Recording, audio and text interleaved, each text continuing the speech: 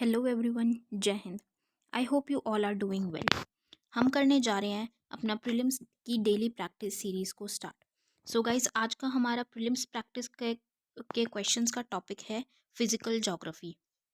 तो गाइस, जो हमने फिजिकल ज्योग्राफी के कुछ क्वेश्चंस हमने कल किए थे, आज हम उसी को कंटिन्यू करने वाले हैं और हम आज अपने आगे के क्वेश्चंस को देखेंगे जो फिजिकल ज्योग्राफी से रिलेटेड है। सो गाइस, डेली की तरह मैं आपको बता दूं कि आप अपने साथ एक पेन और पेपर लेके बैठिएगा। मैं आपके सामने क्वेश्चन स्क्रीन पे आपको दिखेगा। मैं आपको क्वेश्चन रीड करके बताऊंगी। आप क्वेश्चन का आंसर अपना नोट कीजिएगा और फिर उसके बाद मैं आपको आंसर भी बताऊंगी। आप अपना आंसर मैच कीजिएगा। At the end of the session आप अपने क्वेश्चंस को जो आपके करेक्ट हैं आप उनका एनालिसिस कीजिएगा कि कितने आपके क्वेश्चंस करेक्ट है, क्या आपका स्कोर बनता है। और स्कोर हमारे साथ कमेंट सेक्शन में ज़रूर शेयर कीजिएगा गाइस।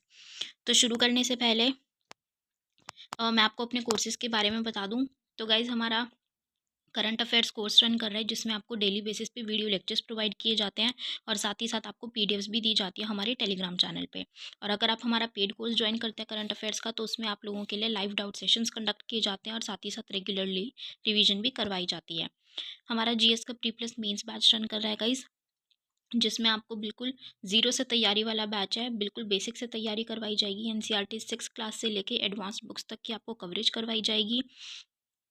और गाइज़, जो बुक्स हैं उसमें इस तरीके से इसलिए करवाया जा रहा है बेसिक से, ताकि आपकी कॉन्सेप्ट क्लैरिटी हो। आपको कॉन्सेप्ट क्लैरिटी होगी तो आपकी अंडरस्टैंडिंग बिल्डअप होगी, and understanding is what UPSC demands. तो इसीलिए गाइज ये बैच इतना इंपॉर्टेंट है। आपको एग्जाम निकालने से कोई नहीं रोक सकता अगर आप इसको डेडिकेटेडली फॉलो करेंगे तो। और गाइज, हमारा मेंस आंसर राइटिंग बैच भी रन कर रहा है। उसमें एक फ्री सीरीज़ चलाई गई है आप लोगों के लिए, जिसमें आपको डेली बेसिस पे टेलीग्राम चैनल पे कुछ क्वेश्चंस दिए जाते हैं मॉर्निंग में, एंड रात को आपको 8 बजे उनका वीडियो एनालिसिस दिया जाता है और साथ ही साथ वीडियोस भी दी जाती हैं जहाँ से डाउनलोड करके आप उनको पढ़ सकते हैं। और गाइज, हमारा मेंस आंसर राइटिंग का पेड बैच भी लॉन्च हो चुका है, जिसमें आपको 500 प्लस क्वेश्चंस की प्रैक्टिस कराई जाएगी और बिल्कुल बेसिक से ही आपको आंसर राइटिंग की प्रैक्टिस स्टार्ट करवाई जाएगी इनिशियल फेज से, और धीरे धीरे आपको एडवांस लेवल तक लेके जाया जाएगा और आपको मेंस आंसर राइटिंग में बिल्कुल परफेक्ट बना दिया जाएगा। और गाइस, इवैल्यूएशन हमारी एक्सपर्ट फैकल्टी हैं जो आपके कॉपीज़ को इवैल्यूएट करेंगे, आपको मिस्टेक्स बताएंगे और आपको इम्प्रूव करने में हेल्प करेंगे। और सबसे बेस्ट चीज़ इस बैच की क्या है गाइस, कि आपका जो इवैल्यूएशन है वो दोनों ही लैंग्वेजेस के स्टूडेंट्स के लिए अवेलेबल है। इंग्लिश मीडियम स्टूडेंट्स के लिए भी और हिंदी मीडियम के लिए भी, दोनों ही लैंग्वेजेस में इवैल्यूएशन किया जाएगा। सो ज़रूर ज्वाइन कीजिएगा गाइस इन बैच को जल्दी से। ज्वाइन करने के लिए आप नीचे दिए गए नंबर 9713282838 पे व्हाट्सएप टेलीग्राम के थ्रू कॉन्टैक्ट करके आप कोर्सेज़ की डिटेल्स ले सकते हैं और कोर्सेज़ को ज्वाइन कर सकते हैं। तो चलिए गाइज, अपना आज का प्रीलिम्स का सेशन स्टार्ट करते हैं। First question of the day is, consider the following climatic conditions northern hemisphere. क्या दिया हुआ है हमें, कुछ क्लाइमेटिक कंडीशंस दी हुई हैं, मतलब टेम्परेचर दिया हुआ है डिग्री सेल्सियस में और रेनफॉल दी हुई है सेंटीमीटर में, और ये नॉर्दर्न हेमिस्फीयर की है। हमें क्या दिया है, निम्नलिखित जलवायु दशाओं उत्तरी गोलार्ध पर विचार कीजिए। तापमान है, हमें मंथ दिया हुआ है, माह है, तापमान है और वर्षा दी गई है। ठीक है, इसके बेसिस पे हमें क्या बताना है, these are most likely to be found in the natural regions of. क्या पूछा गया है, इनके पाए जाने की सर्वाधिक संभावना है। कहाँ पे, कौन से ऐसे जगह पे ये सबसे ज़्यादा पाया जाता है इस तरीके का climate. A China type, B equatorial type, C hot desert type और डी मॉनसून टाइप। ठीक है, तो ये वाला जो रीजन है, ये नेचुरल रीजन कहाँ का है, किस किस तरीके की ऐसी क्लाइमेटिक कंडीशन कहाँ देखने को मिलती है। चीन प्रकार के प्राकृतिक क्षेत्रों में, भूमध्य रेखा प्रकार के प्राकृतिक क्षेत्रों में, उष्ण मरुस्थल प्रकार के प्राकृतिक क्षेत्रों में और मॉनसून प्रकार के प्राकृतिक क्षेत्रों में। तो इसका जो करेक्ट आंसर है वो है गाइस ए चाइना टाइप। चीन प्रकार के प्राकृतिक क्षेत्रों में इस तरीके की क्लाइमेटिक कंडीशंस हमें देखने को मिलती है। तो यहाँ पे हमारा करेक्ट आंसर क्या है, option A China type of climate ये हमें देखने को मिलता है। Moving on to our next question, match list 1 with list 2 and select the correct answer by using the codes given below the lists. हमें क्या दिया गया है, लिस्ट 1 हमें कुछ स्पेशल कैरेक्टरिस्टिक्स बताई गई हैं और लिस्ट 2 में हमें प्लैनेट की नेमिंग की गई है, नेम ऑफ प्लैनेट दिया गया है। क्या है, सूची 1 को सूची 2 के साथ सुमेलित कीजिए और सूचियों के नीचे दिए गए कूट का प्रयोग कर सही उत्तर को चुनिए। सूची 1 क्या है, विशेष लक्षण, और सूची 2 में ग्रह का नाम दिया गया है। ए में क्या दिया गया है, smallest planet of the solar system. B, largest planet of the solar system. C, planet second from the sun in the solar system. और D, planet nearest to the sun. और लिस्ट 2 में हमें क्या क्या दिया गया है, 1 mercury, 2 Venus, 3 Jupiter, 4 Pluto, 5 Saturn. ठीक है, क्या दिया गया है, ए में सौरमंडल का सबसे छोटा ग्रह, बी सौरमंडल का सबसे बड़ा ग्रह, सी सौरमंडल में सूर्य के दूसरे स्थान पर का ग्रह, और डी सूर्य के निकटतम ग्रह। सूची 2 में 1 बुध, 2 शुक्र, 3 बृहस्पति, 4 प्लूटो, 5 शनि। जो हमें कोड्स गिवन है वो इस तरीके से हैं। Option A2 B3 C5 D1। Option B A3 B5 C1 D2। Option C A4 B1 C2 D3। और option 4 A4 B3 C2 D1। तो यहाँ पे गाइज हमारा जो करेक्ट आंसर है वो है ऑप्शन डी, A4, मतलब स्मॉलेस्ट प्लैनेट हमारा कौन सा देखने को मिलता है, प्लूटो। अब गाइज यहाँ पे ये क्वेश्चन 1998 में पूछा गया है तो उसके अकॉर्डिंग यहाँ पे आंसर प्लूटो ही बनता है। बट सिंस अगर आप लोगों ने ज्योग्राफी में पढ़ा होगा तो वहाँ पे ये गिवन है, इंडियन इंटरनेशनल एस्ट्रोनॉमिकल यूनियन थी IAU, जिसने 2006 में कुछ कंडीशंस बताई थी कि अगर ये कंडीशन एक प्लैनेट फुलफिल करता है तो ही उसको प्लैनेट का दर्जा दिया जाएगा, जिसमें से प्लूटो ने वो फुलफिल नहीं की थी। तो इसीलिए आज के टाइम पे प्लूटो को एक प्लैनेट का दर्जा नहीं दिया जाता, प्लूटो को प्लैनेट नहीं माना जाता। बट सिंस ये क्वेश्चन 1998 में पूछा गया था तो इसीलिए इसके हिसाब से आंसर क्या है, ए का 4 Pluto. B, largest planet Jupiter. Planet second from the sun is Venus. और planet nearest to the sun, सबसे निकटतम है जो सूर्य के, वो है मरकरी। तो यहाँ पे हमारा ऑप्शन डी बिल्कुल करेक्ट आंसर है। Now moving on to our next question. अब ये गाइज एक मैप दिया गया है यहाँ पे हमें, और हमसे बोला गया है कि physical regions marked as 1, 2, 3 and 4 on the given map are respectively. ये गाइज किसका मैप है, अगर आपने वर्ल्ड मैप को देखा होगा, उसकी थोड़ी सी प्रैक्टिस की होगी अगर, तो आपको यहाँ से देख के पता चल रहा होगा कि ये मैप साउथ अमेरिका का दिया गया है। और यहाँ पे कुछ लोकेशंस मार्क की गई हैं 1, 2, 3 और 4 करके। हमें ये बताना है कि ये कौन कौन से रीजन्स हैं। ठीक है, क्या बताना है हमें कि ये जो 1, 2, 3 और 4 से चिन्हित भौतिक क्षेत्र क्रमशः हैं, ठीक है, कौन से हैं। ऑप्शन ए, एंडीज। अब ये किस तरीके से दिया गया है कि 1 पे एंडीज, 2 पे ब्राज़ीलियन शील्ड, 3 है गुयाना हाईलैंड्स और 4 है Amazon basin. Option B, 1 Andes, 2 Guyana highlands, 3 Brazilian shield और 4 Amazon basin. Option C, Amazon basin 1, 2 Guyana highlands, 3 Brazilian shield, 4 Andes. Option D, 1 Guyana highlands, 2 Brazilian shield, 3 Andes and 4 Amazon basin. तो guys जो region के according जिस तरीके से हमें यहाँ पे मार्किंग की गई है उसके हिसाब से हमारा जो करेक्ट ऑप्शन है वो है ऑप्शन ए। जो फर्स्ट मार्क किया गया है वो है एंडेज, एंडेज के माउंटेन्स यहाँ देखने को मिलते हैं। 2 जो मार्क किया गया है वो है ब्राज़ीलियन शील्ड, ठीक है, ब्राज़ील का एरिया रीजन हमें वो देखने को मिलता है। 3 पे है हमारा गुयाना हाईलैंड्स और 4 है अमेजॉन बेसिन। तो हमारा यहाँ पे ऑप्शन ए बिल्कुल करेक्ट आंसर है। गाइज यहाँ पे मैंने हर आंसर के साथ उनकी कुछ एक्सप्लेनेशंस दी गई हैं। ये एक्सप्लेनेशन आप टेलीग्राम चैनल से हमारी PDF को डाउनलोड करके पढ़ सकते हैं। अगर आपको कोई क्वेरी आती है तो आप उसको पूछ सकते हैं। Now next question is which one of the following types of coal contains a higher percentage of carbon than the rest.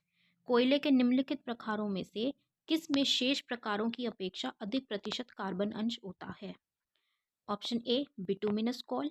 Option B, lignite. Option C, peat. और ऑप्शन डी, एंथ्रेसाइट। हमसे क्या पूछा गया है, कार्बन की percentage किस में सबसे ज़्यादा है इन चारों में से। तो सबसे ज़्यादा जो हमें कार्बन की परसेंटेज देखने को मिलती है वो मिलती है एंथ्रेसाइट में। तो यहाँ पे गाइस हमारा ऑप्शन 4 एंथ्रेसाइट बिल्कुल करेक्ट आंसर है। ठीक है गाइस, इसकी देखिए एंथ्रेसाइट में 91% ऑफ कार्बन प्रेजेंट होता है, तो इसीलिए इसको सबसे हाईएस्ट परसेंटेज ऑफ कार्बन, मतलब इस सबसे हाईएस्ट परसेंटेज जिसमें मेंशन्ड होती है, प्रकट होती है इसमें। ठीक है, तो यहाँ पे हमारा ऑप्शन डी बिल्कुल करेक्ट है। Moving on to our next question, which one sorry which one of the following scholars suggested the earth's origin from gases and dust particles. निम्न विद्वानों में से किस एक ने सुझाव दिया है कि पृथ्वी की उत्पत्ति गैसों और कणों से हुई है। ठीक है, A James Jeans, B H Alfven, C F Hoyle Hoyle और डी ओ शिम्ट। तो हमें यह पूछा है कि इन चारों में से जो चार स्कॉलर्स के नेम हैं इनमें से किसने इस बात के बारे में बताया है, सुझाव दिया है कि जो हमारी धरती की उत्पत्ति हुई है, पृथ्वी की अर्थ का जो ओरिजिन हुआ है वो गैसेस और डस्ट पार्टिकल से हुआ है। तो इसके बारे में बोला है किसने, ओ शिम्ट ने। तो यहाँ पे हमारा ऑप्शन डी बिल्कुल करेक्ट है, ओ शिम्ट ने इसका सुझाव हमें दिया था। ठीक है guys, now moving on to our next question, in the given map which one of the following pairs of ocean currents are shown. अब हमें एक मैप दिया गया है, तो गाइज अगर आप इस मैप को देख के, इसकी शेप देख के पहचानना है, तो अगर आपने वर्ल्ड मैप की प्रैक्टिस की होगी तभी आपको उसका पता होगा, मैप प्रैक्टिस अगर आपने की होगी तो ये मैप हमें अफ्रीका का देखने को मिलता है। तो अफ्रीका के वहाँ पे जो ओशन करंट्स है, हमसे ये पूछा गया है कि जो अफ्रीका के वेस्ट साइड पे हमें ओशन करंट्स पाए जाते हैं, देखने को मिलते हैं, वो कौन से होते हैं। Option A Benguela and Falkland, option B Canary and Humboldt, option C Agulhas and Guinea और option D Benguela and Guinea. तो जो हमें अफ्रीका के वेस्ट कोस्ट पे देखने को मिलते हैं, वेस्टर्न साइड पे, वो ओशन करंट्स होते हैं बेनग्यूला एंड गिनी। बेनग्यूला वहाँ पे कौन सा होता है, बेनग्यूला कोल्ड ओशन करंट होता है और जो गिनी होता है वो है हमारा वार्म ओशन करंट। तो हमारा यहाँ पे ऑप्शन डी बिल्कुल करेक्ट आंसर है। Now moving on to our next question, which one of the flowing areas marked as A, B, C and D in the given figure of the cyclone witnesses heavy torrential short duration rainfall accompanied by thunderstorms। क्या पूछा गया है हमें इस question में, चक्रवात के दिए रेखा चित्र में ए बी सी और डी से अंकित क्षेत्र में से किस एक में भारी मूसलाधार अल्पकालिक तड़ित झंझायुक्त वर्षा होती है। तो ये देखिए यहाँ पे आपको क्लियरली दिखेंगे इस वाले डायग्राम में कि ए बी सी और डी मार्क किया गया है। इसमें क्या है देखिए, जो दो साइक्लोन्स हैं, ठीक है, तो हमें ये बताना है सबसे ज़्यादा बारिश और जिसमें थंडर स्टॉर्म्स भी हों और बहुत तेज़ बारिश भी हो, वो हमें कौन से रीजन में देखने को मिलेगी, राइट। तो यहाँ पे हमारा करेक्ट ऑप्शन होगा गाइज ऑप्शन बी, क्योंकि जो ए है वो भी एक साइक्लोन वाला एरिया है, जोन ए भी एक साइक्लोन है और जोन डी भी एक साइक्लोन है। तो जो साइक्लोन्स के बीच का एरिया है वहाँ पे सबसे ज़्यादा रेनफॉल देखने को मिलेगी और विद थंडरस्टॉर्म्स, और वो एरिया किससे मार्क किया गया है, बी से। तो हमारा यहाँ पे ऑप्शन बी बिल्कुल करेक्ट है। और गाइज अगर आप पीडीएफ पढ़ेंगे तो आप प्लीज़ कंफ्यूज मत होना, यहाँ पे प्रिंटिंग मिस्टेक है जिससे कि यहाँ पे आंसर डी दिया हुआ है, वो प्रिंटिंग मिस्टेक हुई हुई है, ये आंसर बी है। ठीक है, moving on to our next question, consider the following temperature and rainfall data. हमें फिर से मंथ दिए गए हैं, माह बताए हुए हैं, हमें तापमान दिया गया है टेम्परेचर डिग्री सेल्सियस में, और हमें रेनफॉल सेंटीमीटर में दी गई है, मतलब वर्षा सेंटीमीटर में बताई गई है। इसको देखते हुए, इस डेटा को देखते हुए हमें बताना है the climate to which this data pertains is, कि ये जो क्लाइमेट की बात की जा रही है यहाँ पे, ये कौन सा मतलब ये जो जलवायु है ये कौन से टाइप से रिलेटेड दिख रहा है कि कौन सा यहाँ पे क्लाइमेटिक टाइप होगा, जलवायु का कौन सा प्रकार होगा यहाँ पे। Option A is Saint Lawrence type, option B China type चीन प्रारूप, option C West European type पश्चिम यूरोपीय प्रारूप, और ऑप्शन डी मेडिटेरेनियन टाइप भूमध्य सागरीय प्रारूप। तो इनमें से कौन सा ऐसा इस जो डाटा है उसको देख के हमें लग रहा है कि ये कौन से टाइप का डाटा है, मतलब ये जो क्लाइमेट शो कर रहा है वो कौन सी जगह से हमें बिलोंग करने करता हुआ दिखता है। तो ये जो डाटा है वो है वेस्ट यूरोपियन टाइप, पश्चिम यूरोपीय प्रारूप का ये हमें क्लाइमेटिक वातावरण का जो डाटा है, आंकड़े हैं हमें वातावरण के देखने को मिलते हैं। तो यहाँ पे हमारा option C West European type बिल्कुल करेक्ट आंसर है। ठीक है guys, now moving on to our next question. At which one of the following positions shown in the diagram will the height of the ocean tide be maximum. रेखा चित्र में दिखाई गई निम्नलिखित स्थितियों में से किस एक में समुद्र ज्वार की ऊंचाई अधिकतम होगी। हमें गाइज ये एक डायग्राम बना के दिया हुआ है जिसमें एक सन देखने को मिल रहा है, हमें सूर्य है, अर्थ का ऑर्बिट है, पृथ्वी की कक्षा है, और एक क्या दिया हुआ है, मून का ऑर्बिट दिया हुआ है, चंद्रमा की कक्षा दी हुई है।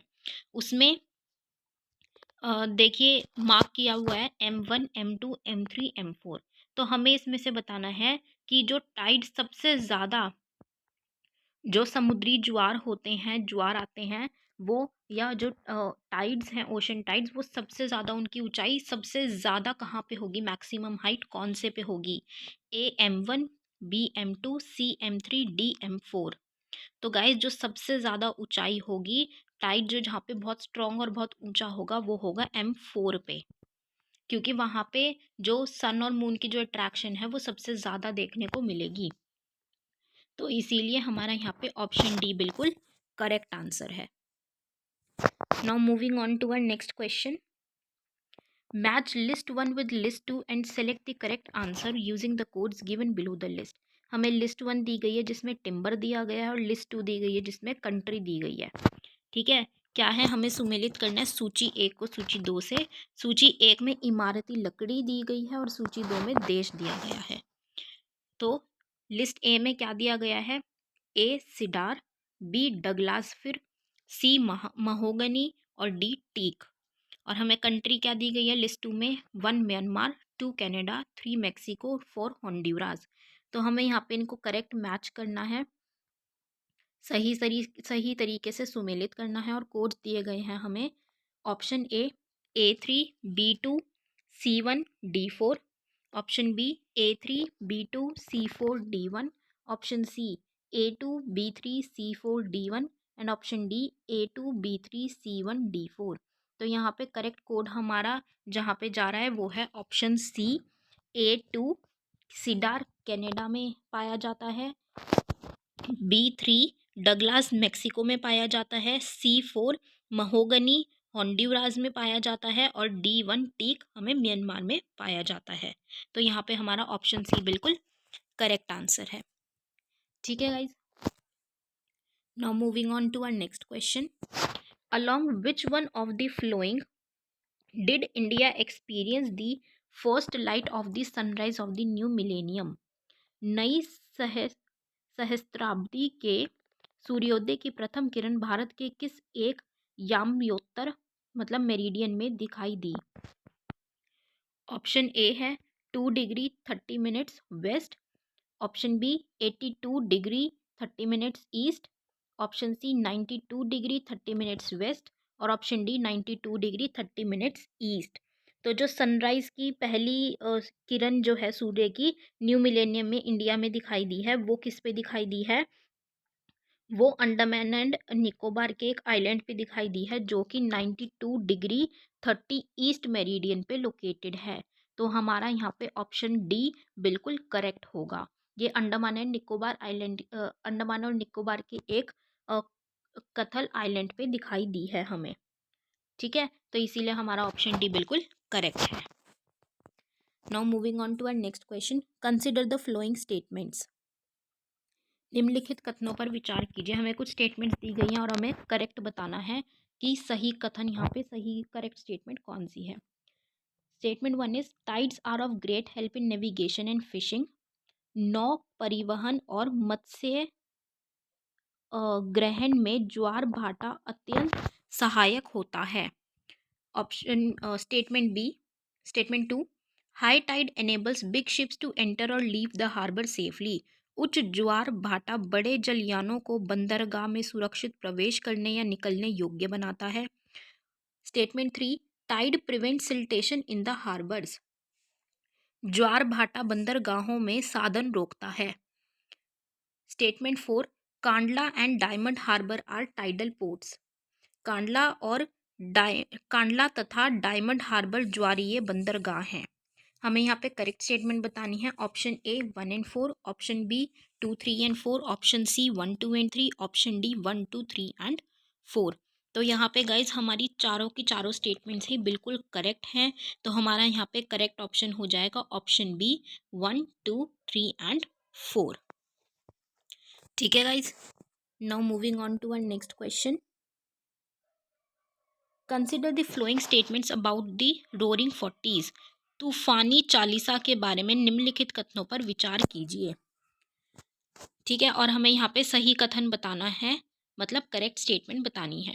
Statement one, they blow uninterrupted in the northern and southern hemispheres. ये उत्तरी और दक्षिणी गोलार्धों से निर्बाध बहती हैं। Statement two, they blow with great strength and constancy. ये बड़ी शक्ति और स्थिरता से बहती हैं। Statement three, their direction is generally from north west to east in the southern hemisphere. इनकी दिशा सामान्य तौर पर दक्षिणी गोलार्ध में उत्तर पश्चिम से पूर्व की ओर होती है। Option four, statement four, overcast skies, rain and raw weather are generally associated with them. मेघाच्छन्न आकाश, वर्षा और खराब मौसम इनके साथ सामान्य तौर पर संबंधित रहते हैं। तो गाइज हमें करेक्ट स्टेटमेंट बतानी है, सही कथन बताना है। ऑप्शंस दिए गए हैं 1 2 and 3, option B 2 3 and 4, option C 1 3 and 4 और ऑप्शन डी 1 2 एंड 4। तो गाइज हमारे यहाँ पे जो हमारे करेक्ट ऑप्शन है वो है ऑप्शन बी 2 3 एंड 4। क्योंकि ऑप्शन वन हमारा इनकरेक्ट है, वो इसलिए है क्योंकि ये सिर्फ नॉर्दर्न हेमिस्फीयर में ब्लो करती है, सॉरी सदर्न हेमिस्फीयर में ब्लो करती है। ये हमारे दक्षिणी गोलार्धों में निर्वाह ये जो है बहती हैं, ये नॉर्दर्न हेमिस्फीयर में या उत्तरी उसमें नहीं बहती। तो इसीलिए हमारा ऑप्शन वन इनकरेक्ट है। तो हमारा यहाँ पे सही ऑप्शन हो जाएगा option B 2 3 and 4 are correct. Now moving to the next question. Which one of the following weather conditions is indicated by a sudden fall in barometer reading?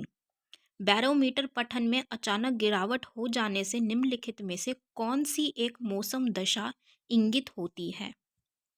ठीक है, ऐसी कौन सी वेदर कंडीशन है जिससे जो barometer reading है उसमें एकदम बहुत अ, गिरावट हमें देखने को मिलती है? ए स्टॉमी तूफानी मौसम, बी काम वेदर शांत मौसम, C cold and hot weather ठंडा एवं शुष्क मौसम और D hot and sunny weather उष्ण एवं उज्ज्वल मौसम। तो बैरोमीटर में एकदम से सडन फॉल या एकदम गिरावट देखने को मिलती है, वो देखने को मिलती है स्टॉमी वेदर की वजह से, तूफानी मौसम की वजह से। तो यहाँ पे हमारा ऑप्शन ए बिल्कुल करेक्ट आंसर होगा। Now moving on to our next question.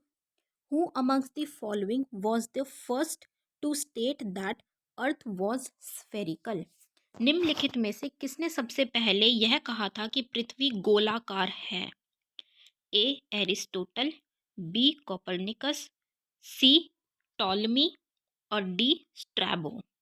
तो किसने सबसे पहले अर्थ की स्फेरिकल शेप के बारे में बताया था कि वो स्फेरिकल है, गोलाकार गोल आकार है अर्थ का, हमारी पृथ्वी का? तो वो बोला था किसने? एरिस्टोटल ने।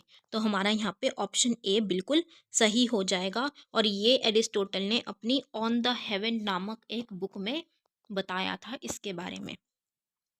तो गाइज हमारा ऑप्शन ए बिल्कुल करेक्ट है यहाँ पे। Now moving on to our next question.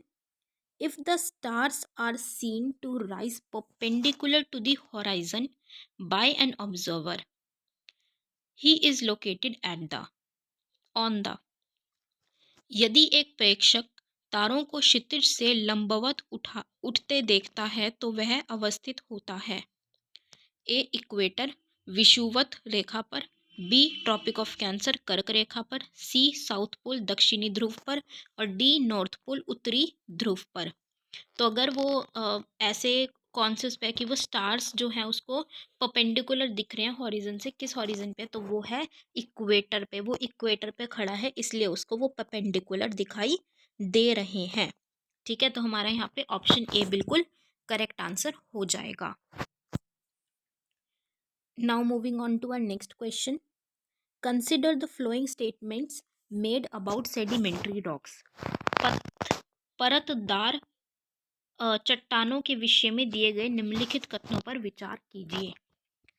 Statement, हमें 4 स्टेटमेंट्स दी गई हैं, हमें बताना है कौन सी स्टेटमेंट करेक्ट है, सही कथन इसमें से कौन सा है।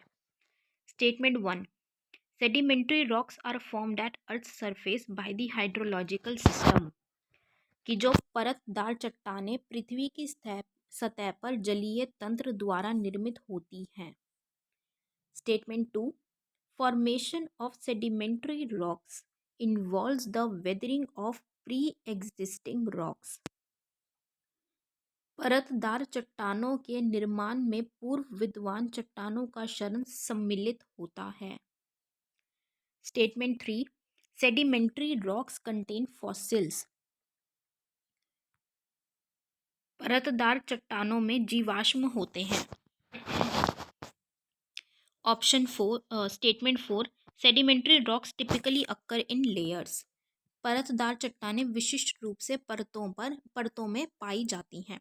तो इन चारों में से हमें सही ऑप्शन बताना है कौन सा है। Option A 1 and 2, option B 1 and 4, option C 2, 3 and 4 और ऑप्शन डी 1, 2, 3 एंड 4। तो गाइज यहाँ पे परतदार चट्टानों के बारे में पूछा गया है, सेडिमेंट्री रॉक्स के बारे में। तो उसमें जो ये 4 स्टेटमेंट्स दी गई हैं, हमारी चारों ही स्टेटमेंट्स बिल्कुल करेक्ट हैं। तो यहाँ पे हमारा करेक्ट ऑप्शन हो जाएगा option D, 1, 2, 3 and 4 all are correct, right. Now moving on to our next question. Volcanic eruptions do not occur in. ज्वालामुखी उद्गार नहीं होते हैं, कहाँ पे नहीं होते हैं, ठीक है। ए बाल्टिक सी, बाल्टिक सागर में, बी ब्लैक सी, काला सागर में, सी कैरेबियन सी, कैरेबियन सागर में और डी कैस्पियन सी, कैस्पियन सागर में। तो कहाँ पे वोल्केनिक एरप्शंस नहीं होती हैं, तो वोल्केनिक एरप्शंस जो हैं वो बाल्टिक सी में हमें देखने को नहीं मिलती, ठीक है। तो इसीलिए ऑप्शन ए हमारा यहाँ पे करेक्ट ऑप्शन हो जाएगा। अब गाइज यहाँ पे डू नॉट अक्कर है तो इसको अंडरलाइन कर लीजिएगा, जब भी आप क्वेश्चन पढ़ेंगे तो इसको अंडरलाइन करना है ताकि आप गलती ना करें। तो यहाँ पे हमारा करेक्ट ऑप्शन है option A Baltic Sea. Now moving on to our next question. Quartzite is metamorphosed from. Quartzite जो है वो कायांतरित होता है। ए लाइमस्टोन चूना पत्थर से, बी ऑब्सीडियन ऑब्सीडियन से, सी सैंडस्टोन बलुआ पत्थर से और डी शैल से। तो यहाँ पे जो क्वार्ट्जाइट है वो मेटामॉर्फोसिस उसमें जो होती है, मेटामॉर्फोसिस अंडर वो कहते हैं ना हीट एंड प्रेशर के अंडर वो अपनी फॉर्म चेंज कर लेता है। तो मेटामॉर्फोज होके वो किससे क्वार्ट्जाइट बनता है, ठीक है, क्या फॉर्म किससे वो मेटामॉर्फोसिस, ऐसी कौन सी चीज़ है जिसपे मेटामॉर्फोसिस होती है अंडर हीट एंड प्रेशर वो क्वार्ट्जाइट में कन्वर्ट हो जाता है। तो वो है हमारा सैंडस्टोन, कि सैंडस्टोन से मेटामॉर्फोज होके वो क्वार्ट्जाइट बनता है। तो हमारा यहाँ पे ऑप्शन सी बिल्कुल करेक्ट आंसर होगा, ठीक है guys. Now moving on to our next question and the last question of the day. Identify the correct order of the process of soil erosion from the following. निम्नलिखित में से मृदा अपरदन प्रक्रियाओं के सही क्रम को पहचानिए। ए स्प्लैश इरोजन, फिर शीट इरोजन, फिर रिल इरोजन और फिर गुली इरोजन। मतलब पहले आसफाल अपरदन होता है, फिर परत अपरदन, फिर रिल अपरदन और फिर अवनालिका अपरदन। ऑप्शन बी पहले शीट इरोजन, फिर स्प्लैश, फिर गुली और फिर ड्रिल इरोजन। क्या है? पहले परत आती है, फिर आसफाल, फिर अवनालिका एंड देन लास्ट में रिल अपर्दन। ऑप्शन सी, रिल, गुली, शीट एंड और लास्ट में स्प्लैश। मतलब रिल, फिर अवनालिका, फिर परत, फिर आसफाल, अपर्दन। ऑप्शन डी, गुली, रिल, शीट एंड स्प्लैश इरोजन। मतलब अवनालिका, रिल, परत और आसफाल, अपर्दन। तो इसमें से हमारा सही क्रम क्या है हमें ये बताना है। तो जो हमारा करेक्ट ऑप्शन है वहाँ पे वो है ऑप्शन ए, कि सबसे पहले स्प्लैश इरोजन होता है, फिर शीट इरोजन होता है, ठीक है। उसके बाद शीट इरोड होके क्या एक रिल बन जाती है, रिल इरोड होती है, फिर रिल इरोड होके एक गुली बनती है, गुली इरोजन होता है। तो यहाँ पे हमारा ऑप्शन ए बिल्कुल करेक्ट आंसर है। ठीक है गाइज, क्या होता है? पहले आसफाल अपर्दन होता है, फिर परत अपर्दन होता है, फिर रिल अपर्दन होता है और एंड में हमारा अवनालिका अपर्दन होता है। तो इसीलिए हमारा ऑप्शन ए करेक्ट आंसर है। ठीक है। So guys this was the last question of the day. मैं उम्मीद करती हूँ गाइज आप लोगों ने सारे क्वेश्चंस अटेम्प्ट किए होंगे। आप अपना स्कोर कैलकुलेट करके हमारे साथ कमेंट सेक्शन में ज़रूर शेयर कीजिएगा। So with that's it with this we end up this session here guys. End करने से पहले मैं आपको अपने कोर्सेज के बारे में बता दूँ गाइज। तो हमारा करंट अफेयर्स कोर्स रन कर रहा है, जिसमें आप लोगों के लिए फ्रीली वीडियो लेक्चर्स प्रोवाइड किए जाते हैं आपको, और साथ ही साथ पीडीएफ्स भी दी जाती हैं आपको हमारे टेलीग्राम चैनल पे। और अगर आप हमारा पेड कोर्स ज्वाइन करते हैं करंट अफेयर्स का, तो उसमें आप लोगों के लिए live doubt sessions plus regularly revision करवाई जाती है। हमारा जीएस का भी pre plus mains batch run कर रहा है गाइज, जिसमें जीएस 1 2 3 4 सभी की प्रिपरेशन बिल्कुल बेसिक से करवाई जाएगी, और आपकी कॉन्सेप्ट क्लैरिटी इतनी अच्छी हो जाएगी कि आपको एग्जाम निकालने से कोई नहीं रोक सकता है। और गाइज हमारा मेंस का भी आंसर राइटिंग बैच रन कर रहा है, जिसमें एक फ्री डेली प्रैक्टिस करवाई जा रही है आपको आंसर राइटिंग की, जिसमें आपको टेलीग्राम चैनल पे कुछ क्वेश्चंस दिए जाते हैं और उनका वीडियो एनालिसिस और पीडीएफ्स भी आपको हमारे टेलीग्राम चैनल पे दिए जाते हैं। और हमारा मेंस आंसर राइटिंग का ही गाइज एक पेड बैच लॉन्च हुआ है, जिसमें 500 प्लस क्वेश्चंस की आपको प्रैक्टिस कराई जाएगी। हमारी एक्सपर्ट फैकल्टी हैं, वो आपके आंसर्स को चेक करेंगे, और आंसर्स को चेक करके वो आपको सजेशंस बताएंगे, इम्प्रूव करने में हेल्प करेंगे, और इवैल्यूएशन दोनों ही लैंग्वेजेस में किया जाएगा, इंग्लिश में भी और हिंदी में भी। तो ज़रूर ज्वाइन कीजिएगा गाइस। ज्वाइन करने के लिए आप नीचे दिए गए नंबर 9713282838 पे कॉन्टैक्ट करके आप कोर्सेज़ की डिटेल्स ले सकते हैं, लेकिन व्हाट्सएप और टेलीग्राम पे कॉन्टैक्ट कीजिएगा गाइज, और कोर्सेज़ को आप फिर ज्वाइन कर सकते हैं। ठीक है guys. So I hope guys you all have liked this session. With this we end up this session here guys. Thank you so much. Have a great day ahead. Jai Hind.